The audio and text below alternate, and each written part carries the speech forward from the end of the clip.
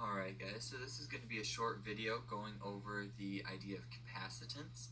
And basically when you think of the word capacitance, the first thing that kind of comes to your mind is capacity. And so really the idea of capacity. And so really the idea of capacitance is just, in simple terms, the ability for an object to hold a charge. Now if you want to get more accurate, then you could say that capacitance is the ratio between the change of a system's electric charge and its electric potential.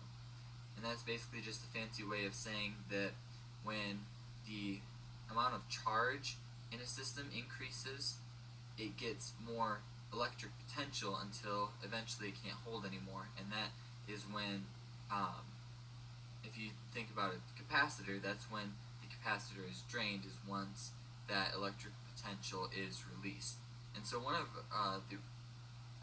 a really cool examples of that in nature is actually how lightning is created. And so when you look at the events that take place before lightning strikes, it's actually kind of a mock-up of almost a natural capacitor. And so here's the picture right here, and basically what you can see is a layer of storm clouds on the top, and then on the bottom there is the ground. And what happens is, as the clouds are moving up in the air, they acquire this negative charge, right? The electrons are bouncing over, and they build up this negative charge.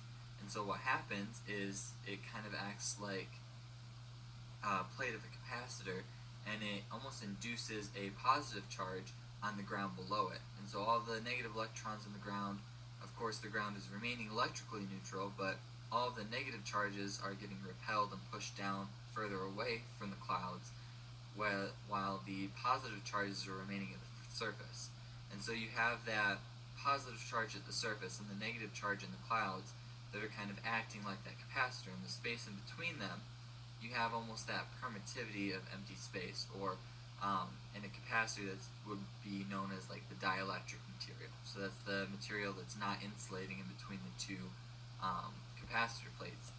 And basically what happens is, once the electric potential and the electric field between the two plates, or between the clouds and the ground, gets large enough, that electricity, or that charge that's been built up, wants to ground itself and wants to be released from that capacitor basically. And so what it does is it travels from the negative plate, or the negative side in the clouds, and it travels down towards the positive charge on the ground, and it basically wants to ground out. So it wants to reach that level of lowest potential. And so if you have a lot of negative charge, it's always going to go towards the positive charge, because that's the direction of lowest potential. And so it's kind of a neat little trick. It's a natural capacitor, and it produces a really cool phenomenon that's really beautiful to watch. And lightning is one of those things where you never want to get hit by it, but it's really cool to understand how it works. So that's pretty much capacitance in a box.